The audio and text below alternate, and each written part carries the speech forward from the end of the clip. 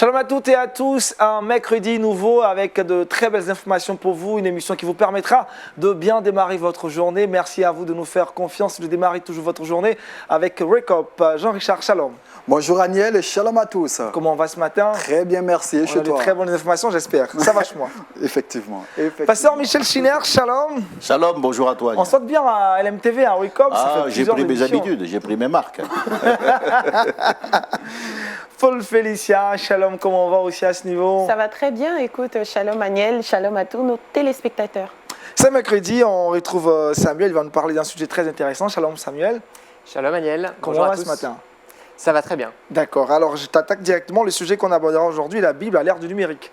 Oui, et je vais marcher un petit peu sur tes plates-bandes, Félicia, et je vais présenter 3 formats numériques et innovants de la Bible pour toute la famille. Waouh, ça a l'air très intéressant vu que c'est l'ère du numérique. Comment la famille peut s'occuper des enfants et de toutes les autres personnes qui composent la famille avec la Bible au numérique. Jean-Richard, dans Culture Actuelle, saviez-vous le sujet du jour? Dans Culture Actuelle, on parlera littérature. On présentera 2 ouvrages pour inciter quelqu'un, pourquoi pas, à pratiquer la libéralité, puisque le premier ouvrage parle de la libéralité. Et puis le deuxième parle de l'amour, du couple. On en parlera dans quelques instants. Et puis dans le Saviez-vous, on parlera sport, notamment avec Magic Johnson. D'accord. Paul Félicia, des astuces pour calmer naturellement les enfants. On se pose la question, est-ce qu'on peut les calmer naturellement? Bon, écoute, on aura les réponses avec Vous toi. en saurez plus dans la suite de l'émission, tout simplement. Comme il a dit, on va donner quelques astuces pour pouvoir calmer les enfants. Le meilleur pour le début, et c'est la parole de Dieu avec laquelle on commence toujours notre émission dans Méditons ensemble, et c'est maintenant.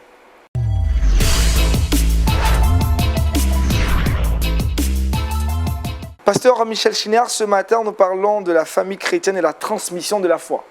Allez-y. En effet, c'est un sujet d'actualité, d'autant que cette émission semble être de manière concertée, dirigée sur la famille, les enfants, et la famille est le fondement qui permet à l'enfant non seulement de s'épanouir, de se construire, mais aussi de découvrir le Seigneur Jésus-Christ. J'ai à l'esprit ce texte de l'apôtre Paul qui dit dans l'épître à Timothée au chapitre 4 que dans les derniers jours, il y aura des temps difficiles. Et il dit, les enfants seront rebelles à leurs parents et les gens seront insensibles, déloyaux, calomniateurs. Ils aimeront le plaisir plus que Dieu. Et tout cela derrière une apparence de piété. On réalise en lisant ce texte de Paul à Timothée que la famille va être une des cibles principales de l'adversaire des âmes dans ces temps de la fin, dans ces temps d'apostasie. Et c'est pour cela qu'il est important de regarder à tout ce qui, dans l'Écriture, va nous permettre de contrer cette action malfaisante de l'ennemi vis-à-vis des enfants. Les textes qui sont cités sont révélateurs de l'état d'esprit que l'on peut connaître dans une famille. Par exemple, le fait que les enfants soient rebelles à leurs parents montre que, eh bien, il n'est pas nécessaire d'atteindre l'âge adulte pour être déjà prisonnier de cet esprit d'apostasie. Et puis, il est dit que les parents s'aimeront eux-mêmes plutôt que d'aimer Dieu. Aujourd'hui, eh bien, je réalise que même au travers des prédications qui sont adressées au sein du peuple de Dieu, on parle beaucoup de l'estime de soi, de la valorisation de la personne, et les gens finalement sont, sans s'en rendre compte, en train d'entrer dans ce processus de la manifestation de l'égoïsme, alors que l'Écriture nous demande de nous détourner de nous-mêmes, de nous repentir, d'abandonner notre péché et de nous convertir. L'apôtre Paul dit au sujet des familles qu'ils seront insensibles. Le mot signifie littéralement sans affection familiale. Voyez, nous avons ici une référence à l'absence de sentiments naturels, l'absence de ces sentiments d'amour, de tendresse, qui sont les liens indispensables à la construction de la famille et de l'enfance. Aujourd'hui, je ne sais pas comment la société africaine réagit, mais en Europe, nous avons beaucoup de cas d'abandon d'enfants, beaucoup de maltraitance, voire même de meurtre d'enfants. Ce terme montre bien que l'apostasie n'est pas simplement quelque chose de dogmatique, de théologique, qui atteindra les églises, mais l'apostasie atteint aussi les familles. Et les familles sont une des cibles principales en temps d'apostasie de l'ennemi qui veut détruire la cellule de base. Bien sûr, on pourrait évoquer rapidement le nombre grandissant de divorces, d'avortements. Vous comprendrez que nous sommes déjà engagés depuis longtemps sur cette voie de l'apostasie. J'ai remarqué aussi que l'amour du plaisir, comme dit Paul à Timothée, est une des raisons de l'attitude des adultes envers les enfants. Le livre du prophète Malachie nous montre qu'une des causes du châtiment de Dieu sur Israël a été l'incapacité des familles à prendre soin de leurs enfants dans le domaine spirituel. Le livre du prophète Malachie nous parle du précurseur du Messie et nous dit qu'il ramènera le cœur des pères à leurs enfants et le cœur des enfants à leurs pères, de peur que je ne vienne frapper le pays d'interdit. Donc nous voyons qu'il y avait un clivage. Le cœur des pères et le cœur des enfants n'étaient plus en harmonie. Et c'est cette incapacité à prendre soin des familles qui a amené un jugement sur la nation. L'autorité et l'amour sont les piliers de la réussite sur le plan familial. Et c'est l'Évangile qui rétablit la relation parent-enfant adéquate. C'est l'Évangile, par la repentance et la conversion des adultes, qui rétablit dans son état d'amour originel le cœur du père et le cœur de l'enfant. La conversion doit se voir aussi à l'intérieur de la vie de famille. On n'est pas chrétien seulement à l'église le dimanche, quand on va à l'église, au temple, mais la conversion se vit à l'intérieur de la famille. L'éducation doit être chrétienne. L'éducation doit être chrétienne. Je pense que les conseils qu'on peut donner aux familles, c'est que d'abord il faut enseigner les enfants dans les voies de Dieu. La crainte du Seigneur, le fait de se détourner du mal. Et là, l'exemple des adultes est imparable. Il n'y a pas 36 manières d'enseigner. L'exemple est une des manières essentielles. Ensuite, il faut aimer les enfants et les corriger. Il faut exercer une discipline juste. Puis il faut prier pour eux. Je pense qu'on peut soutenir les enfants, car ils ont leurs problèmes, leurs difficultés. On les soutient en les présentant au Seigneur dans la prière. Je pense que le 4e conseil que je donnerai, c'est celui-ci: protégez vos enfants des amitiés dangereuses. Protégez-les en ayant de l'autorité sur eux, en sachant interdire l'accès à votre maison à telle ou telle personne qui pourront les détourner du droit chemin, ou bien en surveillant leurs liens Facebook et leurs amitiés sur Instagram. Et puis ensuite, je dirais, il faut consacrer les enfants au Seigneur. Voilà. Dans l'Écriture, on voit que le jeune Samuel a été consacré au Seigneur par sa mère. C'est-à-dire qu'il faut accepter de les donner au Seigneur. Les enfants ne sont pas à nous, ils ne nous appartiennent pas, mais Dieu nous les a confiés. Et d'une certaine manière, en les lui consacrant, nous lui permettons de faire son œuvre dans leur vie, ce qui fera tout notre bonheur. Et la dernière chose, je dirais que les enfants, il ne faut pas simplement les gâter, leur faire plaisir. Il faut aussi les préparer aux difficultés à venir. Il faut les préparer en tant que famille chrétienne aux conflits que les chrétiens auront à soutenir dans les temps d'apostasie et dans les temps de difficulté. Donc, je crois que l'éducation des enfants est une affaire prioritaire au sein de la famille chrétienne. Vous connaissez ce texte qui dit « Si l'Éternel ne bâtit la maison, ceux qui travaillent en vain ». Donc ici, on se rend compte que bien que responsable du foyer chrétien, la maison appartient à Dieu. Bâtir un foyer, c'est un acte divin. Bâtir la maison, c'est une prérogative divine. C'est lui qui bâtit la maison. Et malheur à nous, si nous détruisons la maison par notre négligence, par notre manque de vigilance, par notre manque de prière. Alors, j'ai ce témoignage à l'esprit, c'est celui que la Bible rapporte au sujet de Manoach. Lorsque le jeune Samson était sur le point de naître, l'ange de Dieu est venu dire à la femme ce qu'il fallait faire. Et Manoach a demandé une double question, il a dit « Que faudra-t-il faire ?» à l'égard de cet enfant quand il naîtra. Que devons-nous faire? Eh bien, c'est cette prière qui permet à Dieu de donner à nos enfants un avenir, et non seulement un avenir, mais un avenir éternel, car ça va bien au-delà des études, de la réussite professionnelle, ça va jusque dans l'éternité, jusqu'au salut de leur âme.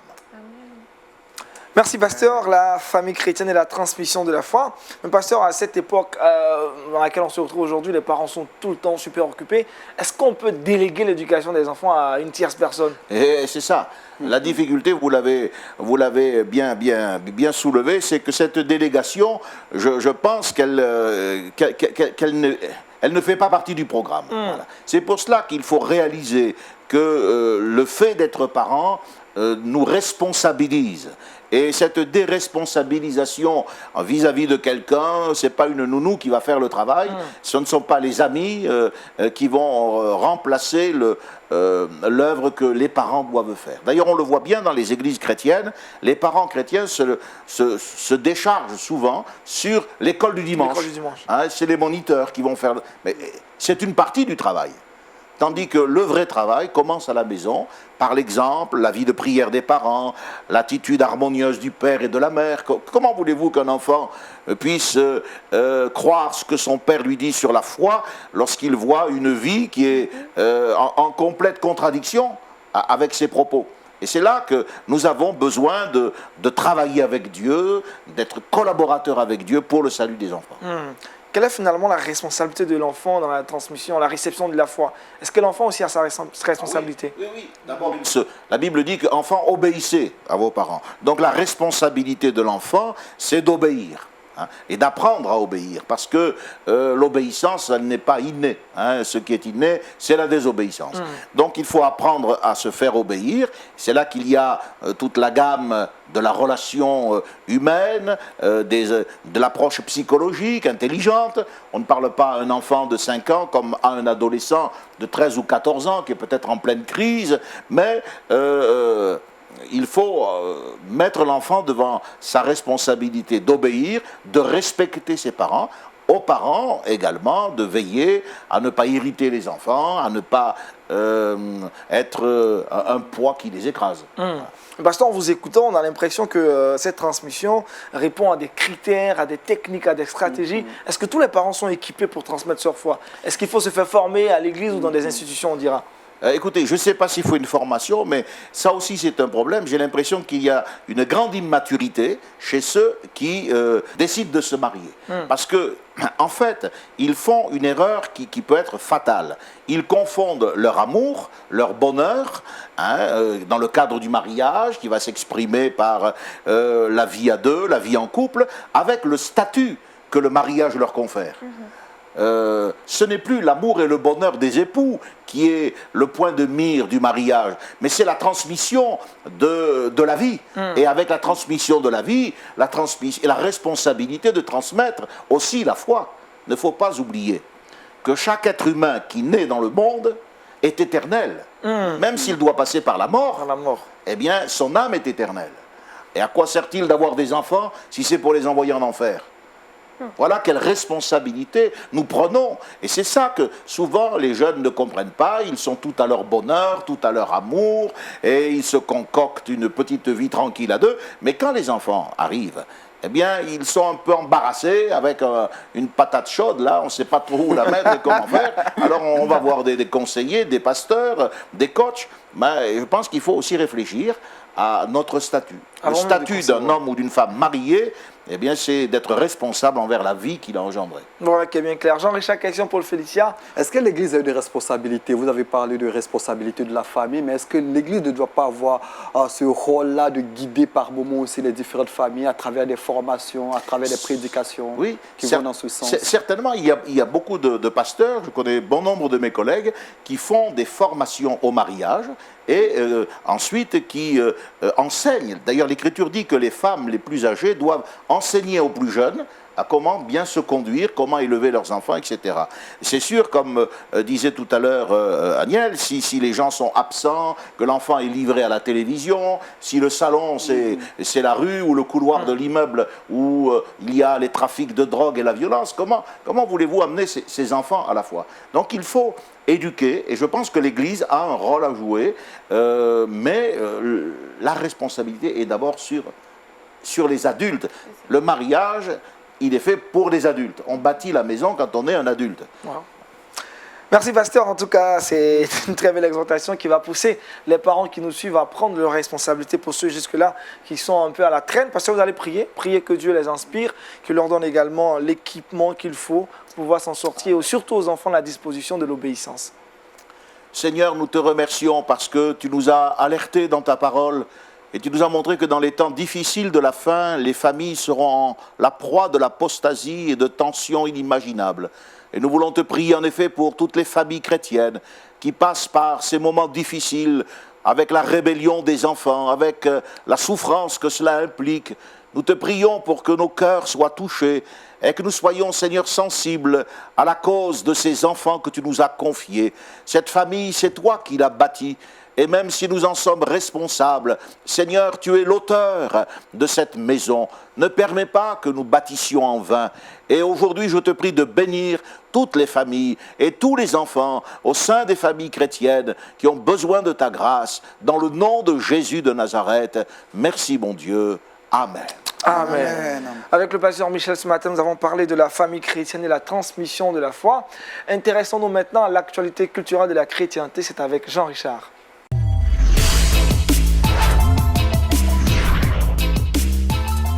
Jean-Richard, nous parlons de littérature aujourd'hui. Effectivement, merci Aniel. Aujourd'hui, j'ai décidé de présenter deux ouvrages à toutes les personnes qui nous suivent. Eh bien, le premier ouvrage est de Joyce Meyer. C'est une personnalité que nous connaissons plus ou moins tous. Né le 4 juin 1943, âgé de plus de 76 ans aujourd'hui. Eh bien, l'ouvrage que je présente, le voici, La Révolution de l'amour. Eh bien, la Révolution de l'amour traite de la responsabilité sociale du chrétien en ce 21e siècle. L'ouvrage s'ouvre sur quelque chose d'assez étonnant, sur des statistiques. Eh bien, elle ouvre l'ouvrage avec les chiffres suivants. Elle dit, en ce moment, 210 000 enfants mourront cette semaine à cause de la pauvreté. Elle dit également, 640 millions d'enfants ne disposent pas d'un abri adéquat. Chaque jour, 3 000 enfants sont enlevés dans l'industrie du trafic sexuel. Chaque jour, 16 000 enfants meurent des causes liées à la faim. Au regard donc de ces chiffres, Joyce Meyer essaie d'interpeller non seulement le monde, mais surtout le monde de la chrétienté, les chrétiens, de vivre la libéralité. Parce qu'elle estime que la libéralité aujourd'hui est en souffrance. Les chrétiens sont devenus de plus en plus nombrilistes. Ils pensent qu'à eux-mêmes. Elle donne des clés, des astuces pour véritablement aider ces personnes qui sont en souffrance. Elle évoque également la nécessité de donner à toutes ces personnes en souffrance. Elle évoque l'amour fraternel, elle parle de manifester, elle invite chaque chrétien dans l'ouvrage à manifester de l'amour pour les pauvres. C'est un ouvrage assez puissant qui s'est très bien vendu. La Révolution de l'amour que je tenais à présenter aujourd'hui. C'est vrai que c'est un ouvrage qui est sorti il y a plus de 10 ans aujourd'hui, le 22 septembre 2009. Mais aujourd'hui, la thématique de la pauvreté est toujours d'actualité. Il faille pourquoi pas que par moment les chrétiens lèvent les yeux, sortent du cadre de l'église pour aider certaines personnes en souffrance. C'est là, elle le dit dans l'ouvrage, une clé également pour l'évangélisation. Il y a une phrase qui est assez frappante dans l'ouvrage. Elle dit quand on fait quelque chose pour rien, on obtient souvent quelque chose de beaucoup plus grand. Une phrase exceptionnelle, c'est un ouvrage que je recommande, pourquoi pas quelqu'un qui nous regarde aujourd'hui. On le retrouve dans plusieurs librairies en Afrique, en Côte d'Ivoire également. Il coûte moins de 10 €. C'est-à-dire autour de 6 000 francs CFA. C'est un ouvrage que je vous recommande vivement. Par moment, on a envie de donner, on a envie d'aider certaines personnes, mais par moment, c'est difficile. Par moment, on ignore les clés, les bénédictions liées aux données. Eh bien, Joyce Meyer essaie d'interpeller le corps de Christ sur les différents aspects et sur la responsabilité du chrétien. Le deuxième ouvrage parle de l'amour, toujours, mais parle plutôt de l'amour entre un homme et une femme. Les 10 clés de la vie en couple. On a cessé de le ressasser ici. Aujourd'hui, les familles sont en souffrance. Il y a une déliquescence au niveau des familles. Le divorce a pignon sur rue aujourd'hui. Eh bien, l'auteur de l'ouvrage, qui n'est autre que Jacques Poujol, et son épouse Valérie Duval-Poujol ont décidé de sortir un ouvrage pour interpeller non seulement le chrétien sur la nécessité de vivre l'amour au quotidien, mais surtout sur des clés pour vivre une vie de couple réussie. Eh bien, Jacques Poujol met en évidence certaines difficultés au niveau de la famille.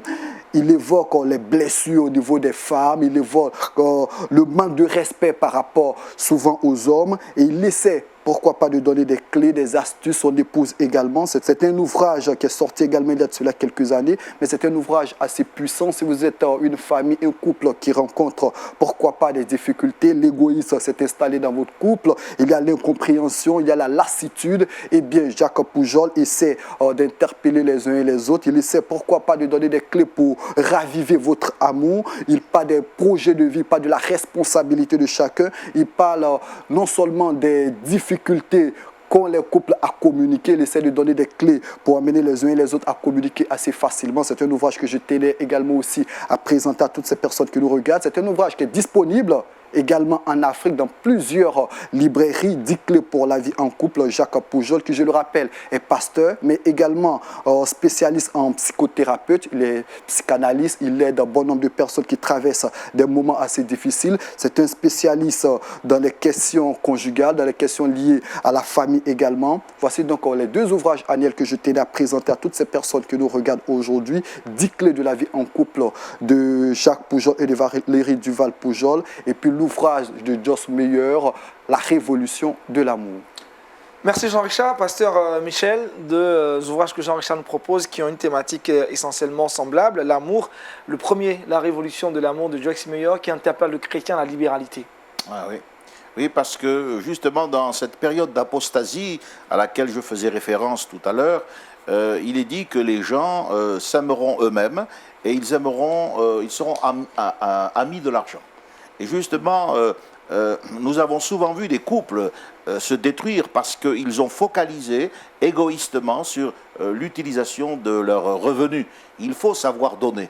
Et j'apprécie le fait qu'en effet, quand on fait les choses avec générosité, on est largement béni en retour par la joie qu'on a d'aider et de soulager des détresses qui sont inimaginables. Il faut en effet sortir de sa coquille pour comprendre cet appel à la générosité. Ce n'est pas un appel au don, c'est un appel à porter du fruit, à porter du fruit et à aider des gens qui n'ont pas les mêmes conditions de vie que nous. Le deuxième ouvrage, Les 10 clés de la vie en couple. Ouvrage aussi très intéressant pour les couples aujourd'hui qui partent en détresse. Ah oui. Et parce que malheureusement, le fléau du divorce des familles monoparentales qui était le lot de la société depuis quelque temps devient maintenant le lot de l'Église. Et nous voyons ces choses rentrer dans l'Église. Donc on a intérêt à bâtir des familles fortes. Or, les familles fortes se construisent autour d'une relation forte avec le Seigneur Jésus et entre l'homme et son épouse. Merci, pasteur Michel, pour votre appréciation et vos différentes remarques. Jean-Richard, autre chose à ajouter à propos de ces ouvrages? Juste rappeler les différents titres, vous le voyez, 10 clés de la vie en couple, c'est un ouvrage qui énumère les défis et donne des clés pour surmonter les défis d'aujourd'hui, bien communiquer, s'enrichir de ces différences, résister à l'usure, gérer les conflits, avoir une sexualité créative qui aborde des sujets qui par moments dérangent. Et puis le deuxième ouvrage, La révolution de l'amour de Joss Meyer. Merci Jean-Richard. Nous restons toujours dans nos différentes thématiques sur rapportant à la famille et aussi aux enfants en particulier. Nous allons maintenant nous intéresser à une thématique, la Bible à l'ère du numérique. C'est dans le Kids Time et c'est maintenant.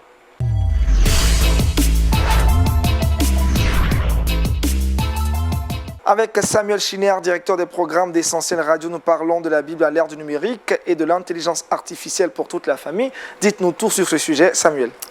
Eh bien oui, Aniel, la Bible n'échappe pas aux avancées technologiques et quand Bible et technologie font bon ménage, ça peut donner des supports tout à fait intéressants. J'aimerais ce matin vous en présenter 3 pour toute la famille. On va commencer par les enfants qui nous regardent ce matin peut-être et ainsi que leurs parents. J'aimerais leur parler de la Bible App pour les enfants. Est-ce que vous connaissez cette application ? entendu parler, mais Alors, tout simplement, l'application Bible App pour les enfants, c'est l'application la plus téléchargée, la plus populaire au monde. Elle est gratuite. Elle est déjà installée sur 33 millions de téléphones et tablettes à travers le monde, disponible en 48 langues. Elle a été développée conjointement par YouVersion, qu'on ne présente plus, qui est un peu une référence en matière d'application biblique, mais également par One Hope, qui est une organisation qui travaille à offrir la Bible, la parole de Dieu, à chaque enfant dans le monde entier. Et puis aussi par Essentiel Radio pour ce qui est de la version française, ce qui fait que je connais assez bien cette application et les atouts qu'elle présente. Je vais vous les rappeler juste en quelques minutes. 40 histoires de la Bible, de la Genèse jusqu'à l'Apocalypse. Tous les personnages, les grands personnages sont là. David, Samuel, Samson, Ruth, Esther, bien évidemment Jésus. Et là, ainsi que les apôtres. Ces histoires, on peut les lire soi-même ou on peut les écouter en audio, ça va dépendre de l'âge de l'enfant.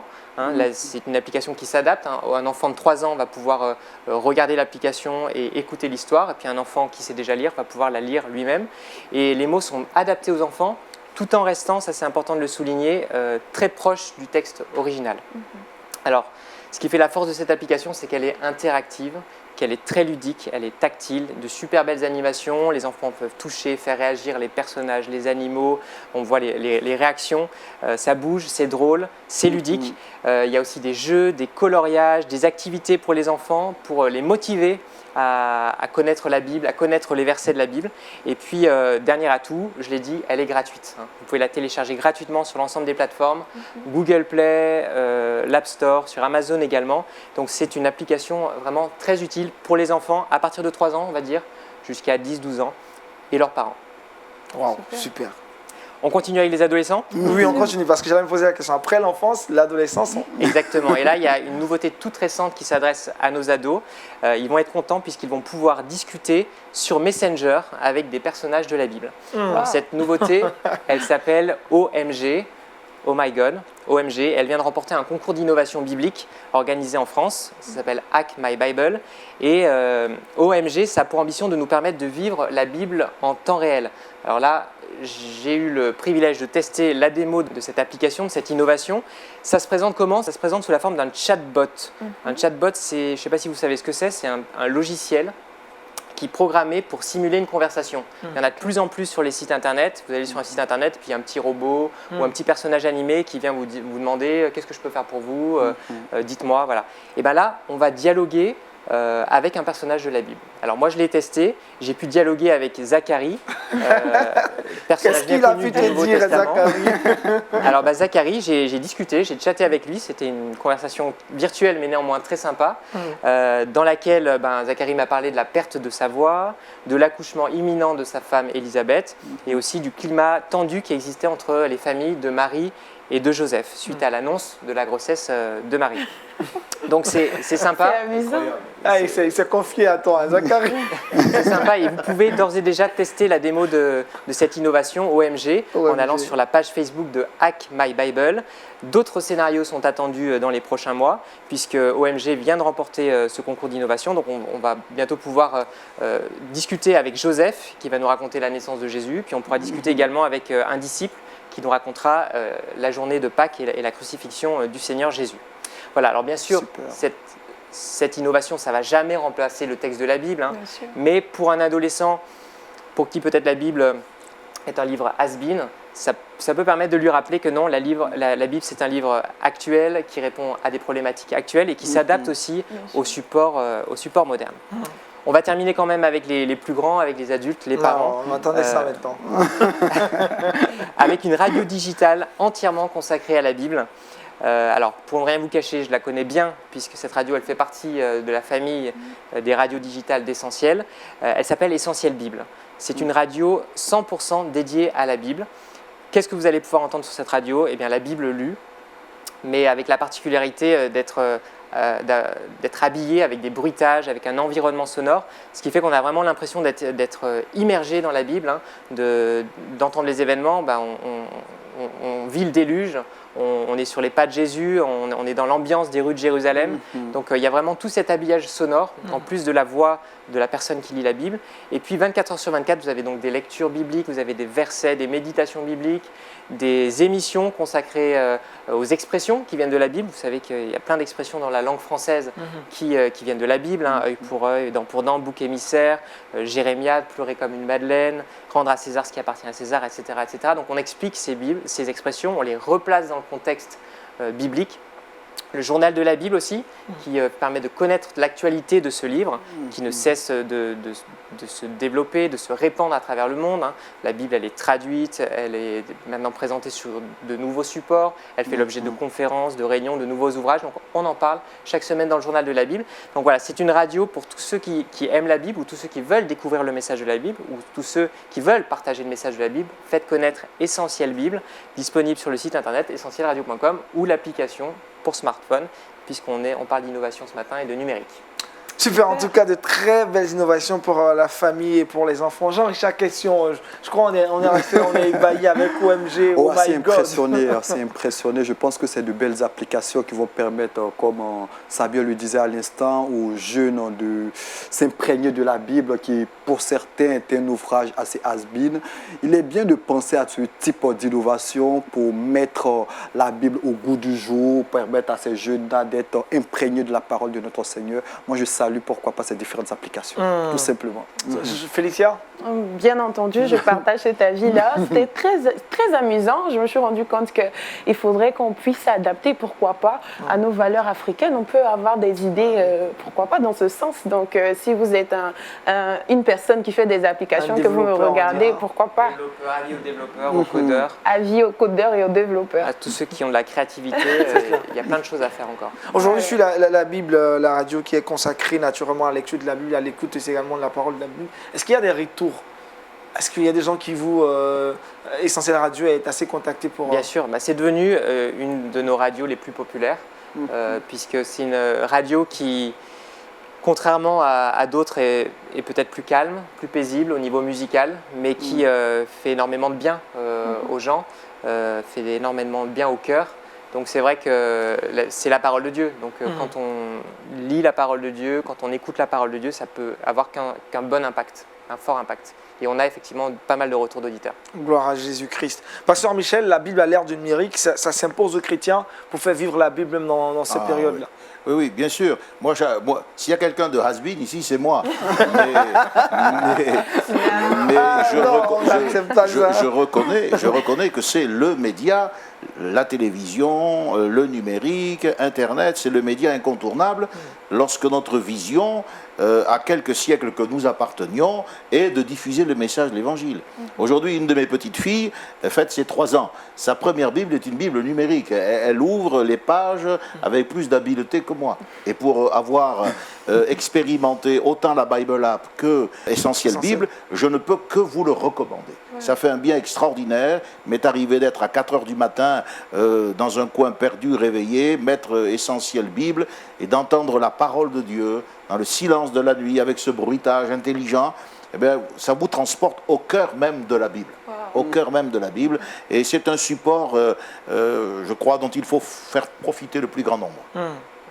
Revenons sur l'application par Messenger. C'était quoi déjà? Vous allez me rappeler le nom? OMG. OMG. Oh my God.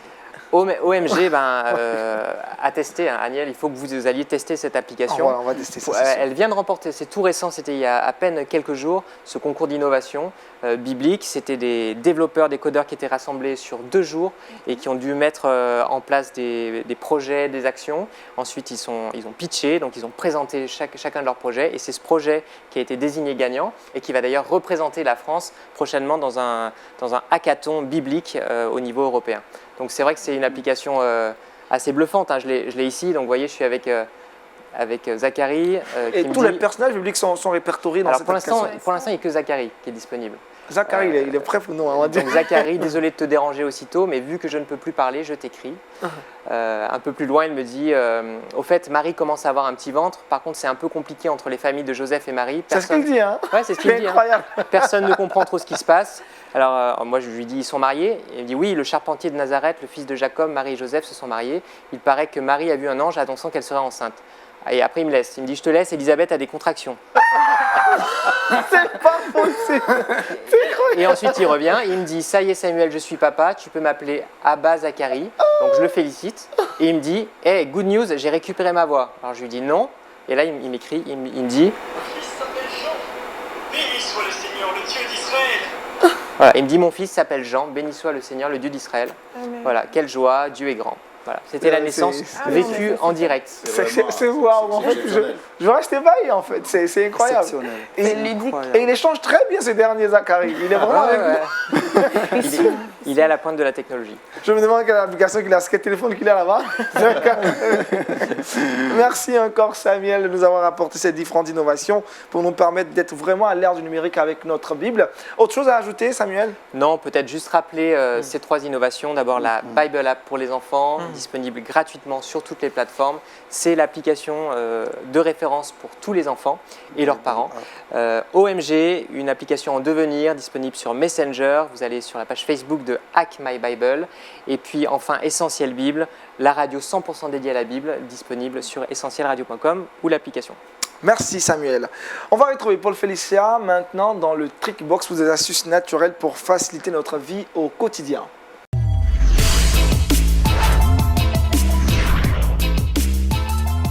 Shalom Félicia, on te retrouve cette Shalom. fois-ci.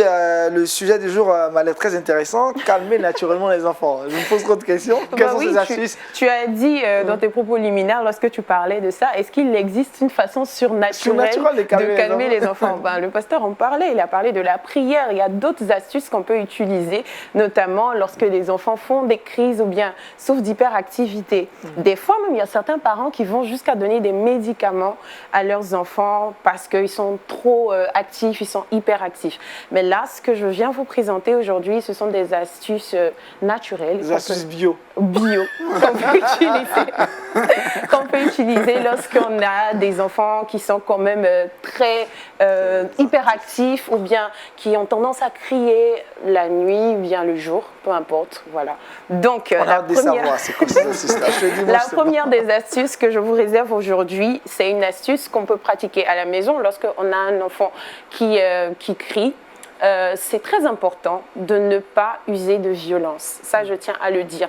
Parce que si vous usez de violence ou que vous aussi vous élevez le ton, l'enfant aura tendance à crier de plus belle. Donc, en quelque sorte, ça ne résout rien. Ça ne résout rien du tout. Ce qu'il faut faire, c'est de mettre l'enfant sur ses genoux, comme ça. On prend l'enfant, c'est vrai que c'est un peu compliqué. Surtout s'il est Il s'agit de quel enfant en énervé. fait? De quel âge? Parce que Ah, voilà, merci de préciser cela, parce qu'un enfant de 8 ou 9 ans, ça serait un peu compliqué. Voilà, de le mettre mais sur ceux pied, qui sont de très bas âge, c'est-à-dire 3 ans, 4 ans, voilà, 5 ans, À la jusqu'à limite, 5 5 ans, ans. peut-être. Voilà. Donc, Agnès, vous les mettez sur vos genoux et vous allez les serrer dans vos bras. Voilà. Vous lui parlez calmement, vous serrez l'enfant dans vos bras. C'est vrai qu'au départ, il va continuer à crier, mais progressivement, vous allez voir que ça aura tendance à le calmer et il va voir qu'il se sent protégé et il saura aussi qui est l'autorité. Voilà, ça c'est la première des astuces. La deuxième des astuces, c'est de faire pratiquer une activité sportive à l'enfant. Lorsqu'un enfant souffre d'hyperactivité, par exemple, il a été remarqué que lorsqu'il pratique une activité sportive, ça a tendance à canaliser son énergie. Donc, si vous avez un enfant qui saute partout, n'essayez pas de changer ce qu'il est de façon intrinsèque, c'est ça l'expression? Voilà, j'y arrive.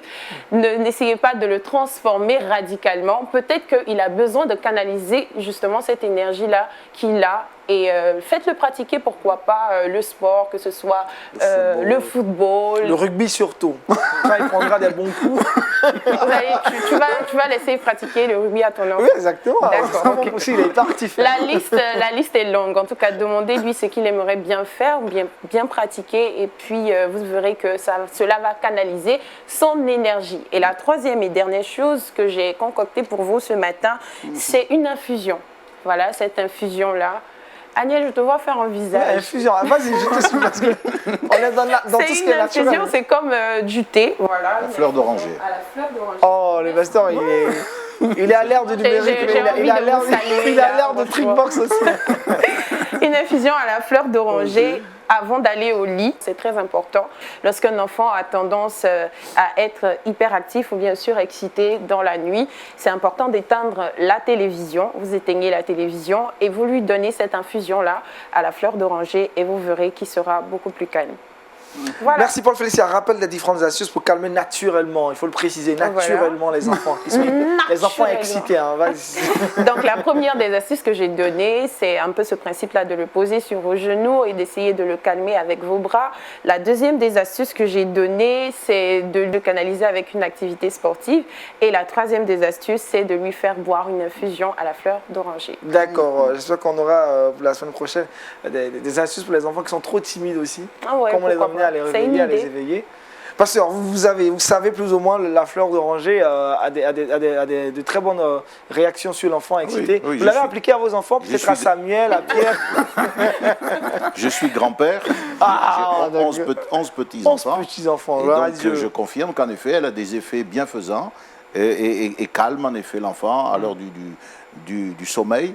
Enfin, c'est tout ce qui précède qu'il faut quand même surveiller, les cris, la télévision, etc. C'est sûr que ça... Ils réagissent comme une pile, hein, les enfants. Il faut qu'ils se déchargent. Et c'est souvent l'occasion de pleurer, de crier. Et si à ce moment-là, vous ne comprenez pas leurs besoins, que vous en rajoutez, ben alors vous passez la nuit blanche. C'est clair, ce sera un festival de cris, de pleurs. Et Samuel, l'expérience. D'ailleurs, puisqu'on parlait d'écran, peut-être bien rappeler aux parents que pas d'écran avant 3 ans. Pas d'écran avant 3 ans. Et jusqu'à 5 ans, de 3 à 5 ans, les écrans sont tolérés, mais pas plus d'1 heure par jour.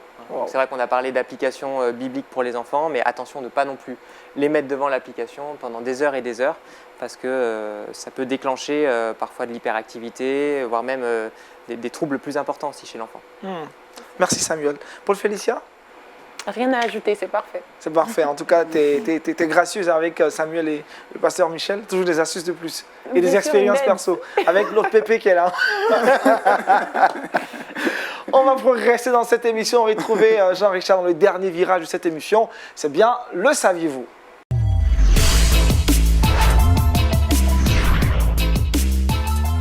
Jean-Richard, qu'est-ce qu'on ne sait pas sur Magic Johnson? Saviez-vous déjà qui est Magic Johnson? Un sportif, on dira. Eh bien, Magic Johnson est né le 14 août 1959, âgé de 60 ans aujourd'hui. Il fait 2,6 m. Il a marqué l'histoire du basketball du côté des États-Unis. Il a remporté à 5 reprises le titre national au niveau de la NBA, c'est pas rien.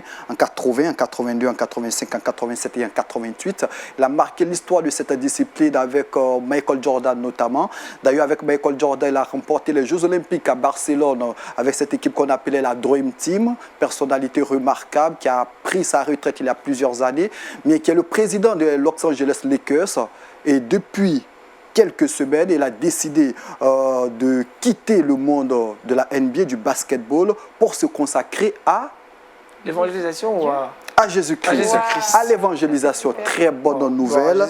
C'est vrai que Magic Johnson n'a jamais caché son attachement pour le Seigneur Jésus-Christ, mais ses occupations au niveau de la NBA en tant que président de Los Angeles Lakers prenaient assez de temps à Magic Johnson. Depuis quelques semaines, il a décidé d'abandonner ce poste, de démissionner de son poste et ses objectifs désormais, gagner plus d'âmes pour le Seigneur Jésus-Christ. Il fallait pourquoi pas rapporter cette information et puis prier pour ce type de personnes qui ont été des modèles, qui sont très suivis par les médias, qui sont très suivis par les jeunes, puisque le basketball, on sait, est un sport très apprécié du côté des États-Unis. On espère que le Seigneur va le fortifier et qu'il va gagner beaucoup d'âmes pour le royaume. Amen. Samuel, réaction? Bah, c'est vrai que quand des personnalités comme ça, suivies par des millions et des millions de jeunes, peuvent faire quelque chose dans l'œuvre de Dieu, c'est quelque chose d'exceptionnel. Donc j'espère qu'il va mettre à profit les années qui lui restent pour être utile avec sa notoriété et puis aussi son argent. Pasteur Michel? Oui, nous avons eu l'occasion dans différents pays d'Afrique de distribuer le livre de vie et en même temps, nous organisions des tournois de basketball. Il y avait donc des packs qui étaient offerts et il y avait même des gens qui venaient de la Dream Team, des joueurs professionnels qui venaient enseigner, etc. Donc ça avait un effet formidable. Les jeunes étaient marqués par ces personnalités sportives qui avaient un si bon état d'esprit et qui pouvaient ensuite, après le match, après l'entraînement, partager avec eux le témoignage de la foi. Et nous, ça nous permettait de faire nos campagnes d'évangélisation. Donc c'est vraiment extraordinaire. Dans tous les milieux, Jésus-Christ a des témoins et ça, c'est une chose excellente. Gloire à Jésus-Christ. Jean-Richard, appelle à la prière, c'est cela? Appel à la prière pour Magic Johnson, cette immense personnalité du sport mondial qui décide d'évangéliser aujourd'hui. Prions pour lui afin que le Seigneur lui donne la force de gagner des âmes. Paul Félicien, le verset boussole. Proverbe, chapitre 22, verset 6. Instruis l'enfant selon la voie qu'il doit suivre, et quand il sera vieux, il ne s'en détournera pas. Merci Paul Félicien, un verset en rapport avec l'exhortation qu'on a reçue ce matin, la famille chrétienne et la transmission de la foi. Merci encore au pasteur Michel Schinner de nous avoir exhortés. Merci également à Samuel, avec lui nous avons parlé de la Bible à l'ère du numérique. Merci Paul Félicien, Jean-Richard. Cette émission est arrivée sur notre site internet www.lumieredumonde.tv et continuez de vous abonner nombreux sur nos différentes pages de réseaux sociaux, Facebook, Twitter et Instagram. Rendez-vous est pris demain avec Daniel Kragui. Je vous retrouve le vendredi. D'ici là, portez-vous bien et shalom chez vous.